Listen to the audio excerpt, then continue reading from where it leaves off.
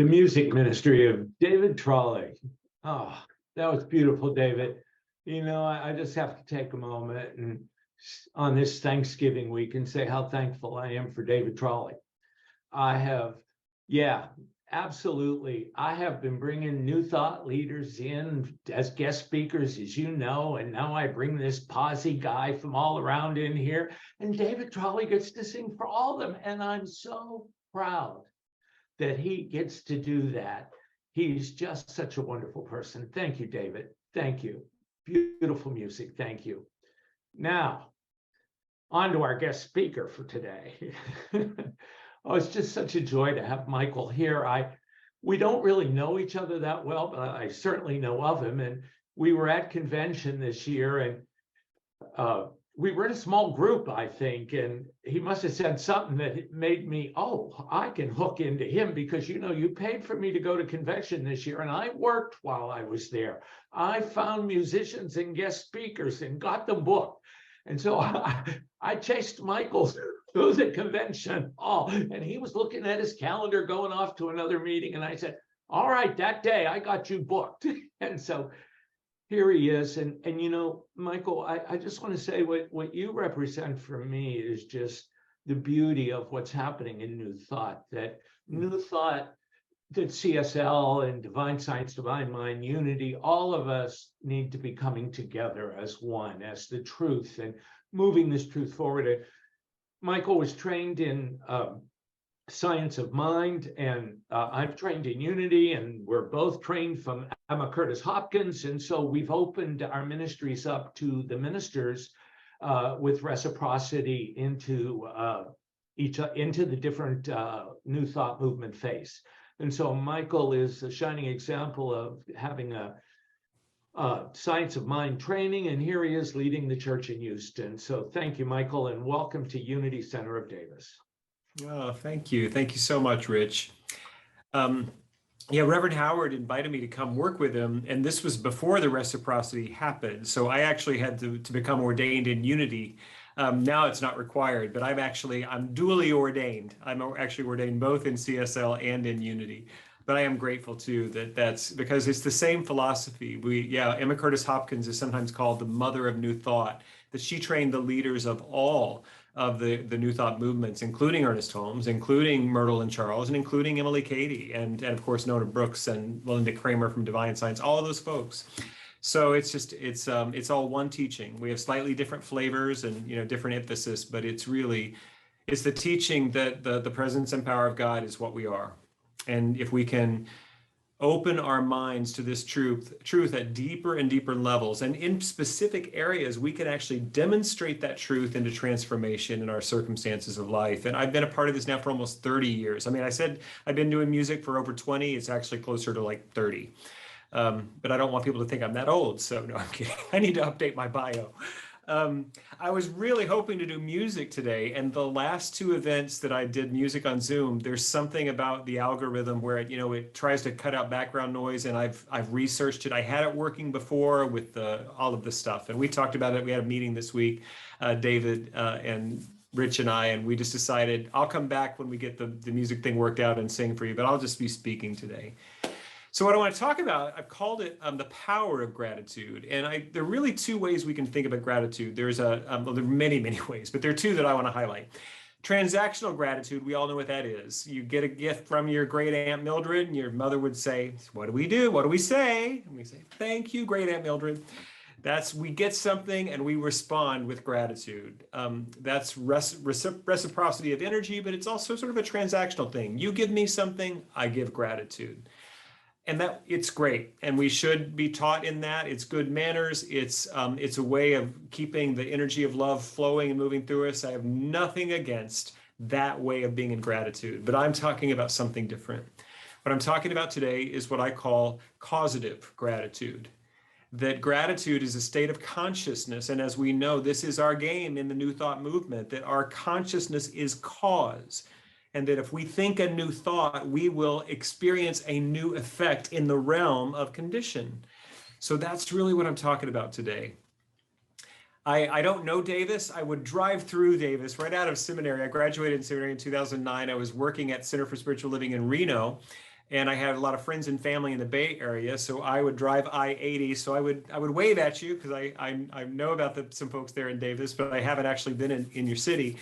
But one of the people that I used to go see was my friend Etika Luckett. Speaking of posse musicians, Etika Luckett and Lisa Ferrero were a wonderful couple and musical duo, and they lived in Berkeley, and I would go spend time with them and do music with them. And Etika passed away, transitioned in a new and higher chapter of her eternal life a few years ago. It was just an incredible soul, deep consciousness of oneness. And she was never trained in New Thought. In her own journey of becoming, she embodied these teachings in such a powerful way. And she has a song called Awe. And I'm not going to sing or give you that many of the lyrics, but the main, if you can look it up on YouTube, it's fabulous. It's Etika with a K, Erica with a K, but she pronounced it Etika. The main lyric is this: if we're not in awe, we're not paying attention. If we're not in awe, we're not paying attention. The natural response to reality is awe and gratitude. If we're not experiencing that, it's because our perspective is not coming from the spiritual consciousness. And so this is the absolute truth, that God is present everywhere. And if we can open our mind and shift our reality to this perspective, then we will live in gratitude all the time. And we will begin to expand this consciousness of good and experience it in greater and greater ways. This is the cause that when we open our mind to gratitude, we actually call into our experience greater and greater experiences of spiritual reality. There was a Baptist preacher, that's the word. Yeah, I can't even say it anymore. I grew up very fundamentalist, but I was Southern Methodist, which is just as bad as Southern Baptist. And then I had also this whole Pentecostal side of my family. Lots of hell and damnation in the theology I grew up in. And this is a church like this. It was a Baptist minister, and he thought that his folks were off to sinning too much, and he didn't want to be the one to cause them too much trouble. So he brought in a guest speaker. And he said, I really want you to talk about the sin. You got to make sure that they know. And the visiting minister said, I got you covered. He comes into the service and he has these 4 jars. And in one jar, he has it's straight vodka. And into that jar, he places an earthworm and closes the lid, doesn't say a word about it. In the next jar, he has tobacco smoke. And he takes one of the earthworms again, and he puts it in the jar and closes the lid and doesn't say anything. In the next jar, it's full of chocolate syrup, and he places an earthworm in that jar and closes the lid and doesn't say anything. And in the last jar, there's soil, good black earth, and he puts the earthworm in there, closes the jar, and he goes on and gives his sermon about the evils of loose living. And then as he comes to the end of the service, he opens the jars one by one, and he pulls the worm from the alcohol jar, and it's dead. He pulls the worm from the tobacco jar, and it's dead. From the chocolate jar, and it's dead. And from the earth jar, it's this wriggling, happy, live, filled with life worm. And he says to the community says, now you've heard me preach against sin, and now you've seen this worm who has experienced alcohol, and the one who experienced tobacco, and the one who experienced chocolate, and the one who experienced good soil. What can you learn from this message? And one sweet little church mother from the back stood up and waved her hand, and she said, well, I think what you're trying to tell us is this: that if you drink alcohol, you smoke tobacco, and you eat a lot of chocolate, you won't get worms. Everything is cause and effect. So this is the basic message I want to give today, that having an attitude of gratitude, holding the consciousness of the presence of God, will be a cause into greater life, like that worm in the good soil, I guess. But here's the thing. I am not yet perfect, and I have not yet transcended being a human being. Anybody here has? And if so, I'll just let you go ahead and finish the talk today. I'm human, and I have human responses to conditions and things that arise in the world that don't cause gratitude in me. They actually sometimes cause anger, rage even, or deep sorrow and despair. These are things I experience as a human being. So how do we do these two things? Being a spiritual being and being a human being in this idea of gratitude as a causative experience. Well, I think you all probably know this. It looks like most of you have been around this teaching a while, that everything is a gift. Everything, and in the Course in Miracles, it says, that everything is either love or a call for love.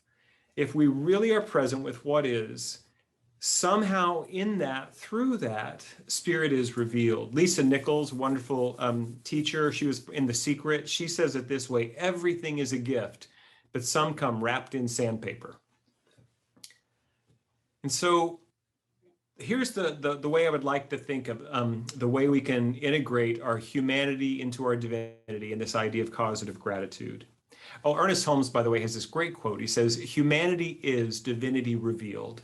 There is a tendency in our movement, less and less so as we've matured the last 130, 40 years, but they used to have this, what I call metaphysical malpractice. If somebody had a physical condition, somebody else might come in and say, what are you thinking that brought that into your life? And we don't do that. We only apply the law to ourselves. We only apply love to one another. We never question somebody else's consciousness about what they're experiencing. And another thing that has happened, another form of metaphysical malpractice, is this thing called spiritual bypass, where even though I may be in deep pain because of something that has happened in my life, my partner has ended the relationship, I have received a really serious diagnosis from the doctor, who knows, whatever those things are, a financial setback, the way to apply our teaching is not to pretend that that thing didn't happen. Can you hear me? The way to get to this consciousness, to reunify our thought with the consciousness of God, is not to pretend. That's not what it is. And I've been trying to think about how then, what's the map here? And just this morning, it kind of landed. This is the way I write messages. I work on them for weeks and weeks, and then I get my 3 points on the. I have 3 points, a poem, and a prayer. That's the way I usually do a talk. But I write my points down, then I sleep on it and let my unconscious feed things to me. And I woke up this morning with this idea of the 23rd Psalm, and that beautiful phrase that says, "Yea, though I walk through the valley of the shadow of death, I will fear no evil." And it's the two words in the middle of that: walk through. We don't build a condo in the valley of the shadow of death. We don't move there. We don't set up our new experience of life in that experience. We recognize that this thing is temporary. And so we're not going to live there forever. So we keep walking. We keep moving forward towards the truth. We keep up with our spiritual practice of prayer and meditation. We keep up with our spiritual practice of gathering in community. We keep doing the things that we know to do. M. Curtis Hopkins said it this way: "I will attend to my task as I settle my faith." That we just keep doing the right thing, and then we walk through it, not around it.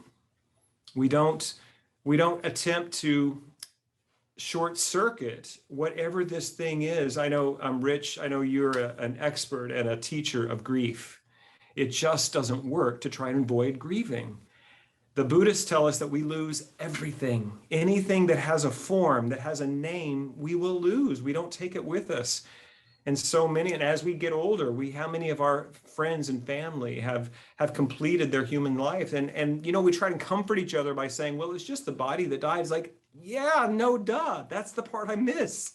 I miss that hand that I used to hold. That I miss that present that made me blueberry pancakes. I miss the body. I miss it. And so we have to be with it. We have to walk through our grief. And then what happens is that it's like walking through the experience of a nighttime, and then the sun comes out, and we don't get over it. We get bigger. We become different. We're not going to go back to the way we were before the loss. We're going to be different, but we're going to be deeper, and we're going to be stronger.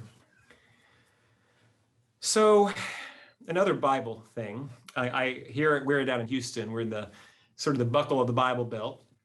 And I kind of, as Richard was saying, I was trained in Centers for Spiritual Living, and the folks over in Science of Mind tend to have a little bit more allergy to Bible and Christianity.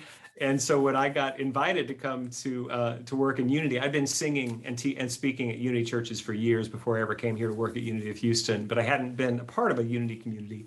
I told my teacher, Reverend Dr. Petra Weldis, that I had accepted a position at a Unity church, and thinking she's going to be like, oh, you betrayed us, you're disloyal. And she said, Michael, you've always been more Unity than Science of Mind, because I've never had that allergy to the scriptures. I have integrated my fundamentalist upbringing, and I love the depth, and because we don't teach it literally, we teach it metaphysically. And there's a story that I love in the book of Exodus, where Moses is being asked by the I am that I am to do all of these enormous things, to liberate an entire people from slavery and bondage, and to lead them through the wilderness into a promised land. It's really an epic, mythic tale. And at one point in this journey, Moses was like, how do I know I can trust you? Who the heck are you anyway? I saw this burning bush and you said, I am that I am, whatever that means. Now, this is the Michael Gott version of Exodus. This is not the way it's shown in the King James. He's like, I need to see your face, God. And God said, Moses, you cannot handle seeing my face. No one could look upon me and live. Now, here's an interesting thing in that story. We are indeed eternal, deathless, birthless, changeless beings who have somehow elected or chosen or won the lottery of eternity to have a human experience. But while we are in these incarnate experience, we have somehow chosen this path of not being able to hold the eternal truth of who we are fully, so that we can gain new access, wisdom. I really don't know why it works this way, but I know that while we're in the human body, we cannot comprehend infinity. We can talk about it, we can point to it, we will never be able to hold it. And so when God tells Moses, you can't look upon my face and live as a human being, it doesn't work. You're in a different experience. He said, but here's what I will do. I will place you in the cleft of this rock, and then I'm going to walk by. And after I walk by, I will allow you to gaze upon my hind parts. And that's what it says. That's not Michael Gott. That's the King James version of the Bible. You will be able to gaze upon my hind parts. What does that mean? Metaphysically, this means that we can't see God directly, but we can sure see where God has been. Every one of us in this Zoom service today has a 100% success rate of surviving every trauma, every obstacle, every setback, every disaster of our lives. We are 100% successful. And when we tune our minds to spiritual reality and live from spiritual principle, we can see that it was God. It was spirit. It was infinite intelligence, love that moved us through it. And if we're doing it through it, not trying to get around it, we do indeed become stronger through everything.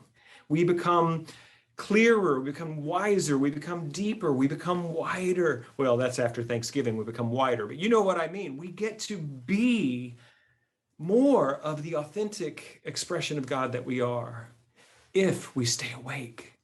If we're willing to just be with what is and not run away from it. And then we can look back and we can see, yeah, it was God. It was the power of God living within me that knew how to bring me through that into a different place. You've heard the phrase, fake it till you make it. I like it. I celebrated 23 years of continuous sobriety this last Friday through AA. That's the other spiritual path of my life. And that is a saying that is often thrown around those rooms. You have to fake it till you make it. Act as if is maybe a better way to say it. You may not feel yourself to be the expression of divine power and intelligence, but you are. So act like it. If you were indeed an expression of God's own being and nature and creativity, how might you show up? Be that. Step into it, and you don't have to do it perfectly. I have a friend who, he wrote a book. He was a CSL minister in Santa Fe, Reverend Bernardo Montserrat, and his book was called Faith It Till You Make It. Live from your faith. And better yet, faith it until you become it. You already are it. You already are the light and love of God, but we have to act as if we really are that. And when we place our intention and attention on gratitude, something in us changes at the subconscious level. I have been really fed lately by a lot of the Jungian writers and thinkers. There's something in the deep symbolism in the work of Carl Jung and those who follow in his path. It's a beautiful entryway into this deeper, bigger life. And it gives us such an ability to hold all of this human experience. Carl Jung said that, well, here's how we do it on time. Should be finishing up here in just a minute. When I first got into this teaching, like many of you did, I wanted this manifestation technology. I wanted to name it, claim it, and get it, you know? So the 3 Ps that usually metaphysicians usually get, princes or princesses, palaces, and parking places, I did that. I had this ability to manifest things. But as I got deeper into the teaching, I noticed that it didn't always work in the way that I wanted or at the time that I wanted. And it's like, I guess I'm not really king of the universe yet. And I began to think of it in terms of, it's not just A plus B equals C. There is a much more complex equation around our being able to manifest our word, to speak our word and have it. And then it was actually Carl Jung who described it this way. He said that the conscious mind, which is where we're naming and claiming things, is like a cork from a wine bottle floating in the ocean. And the ocean is our unconscious mind. Now, that's not the way that our founders of the Fillmores or Ernest Holmes or Emily Cady would say it, but they didn't have the awareness of the unconscious mind that we now do, thanks to psychology. And so, but here's the other thing Carl Jung said about that. Even though the ocean is much larger than the cork, they are of equal power because consciousness is powerful. So sometimes we're not able to instantly manifest our conscious thought. It's because we have unconscious beliefs. We have old ideas about who we are. We have unconscious identities. We don't know that we believe this about ourselves. And here is the beauty of the human experience, all of it. Even the most disappointing and despairing moments are an invitation to uncover a false belief. In AA, I learned it this way. We discover it. We discard, let me get that right. We discover, we uncover, we discard. We first discover there's a pattern that keeps showing up in my life. You know, I've had the last 4 partners have all had different names and different faces, but it's the same man. I keep attracting this same experience into my life. What's the common denominator? It must be me. There's something going on in my unconscious mind that I need to look at. So that's the discover. And then we do the uncover. And there's so many ways to do this. I have personally been a little high maintenance in the spiritual realm. I have needed new thought, practice, and principle. It's been my primary spiritual study and practice for over almost 30 years. I've also needed a good therapist. I've had several good therapists in the years, and I've also needed 12-step recovery. Those 3 things together have been the way that I've uncovered unconscious beliefs, old false identities, and then I can discard them. Then I can let them go. And this is why we practice denial and affirmation in unity. A few years ago, we had a big flood here. You remember Hurricane Harvey? We had over 100 families in our church who lost everything in their flooded homes. And I was in some of those homes pulling out the old carpet. And I had this, this is where I really got a hold of denials and affirmations. If we just went in there and we just put fresh, clean, new carpet, but we didn't pull the old, stinky, moldy carpet out, how would that work? And that's what we do when we lay an affirmation on top of something that we haven't done the work of denying the truth of that old false belief. So now when I think about denials, that's what I think about. Flooded, nasty, smelly carpet. I want that stuff out of my consciousness. So then my affirmations have a place to really take root and demonstrate in my life. So I'll just ask you this, which is a better thing to do? Inhale or exhale? If you had to choose, which one would be the best? It's a silly question. We need both. It's part of paired opposites of a whole experience. And this is what I would like you to think of as your human and your spiritual reality. One is not, better than the other. They both are part of the same thing. And so every loss and disappointment is not wrong. You're not being punished by anything. It's not happening because God needs to teach you a lesson. It's happening because it's the way of the universe becoming and knowing itself. Everything is an invitation into God. So happy Thanksgiving. Thank you for having me here. This has been a wonderful experience. It's weird doing it. I haven't done one of these in a while. I can't hear you. And in my church, I need a lot of amens and yeah. But I trust that you got something out of this. Thank you, Rich, for having me.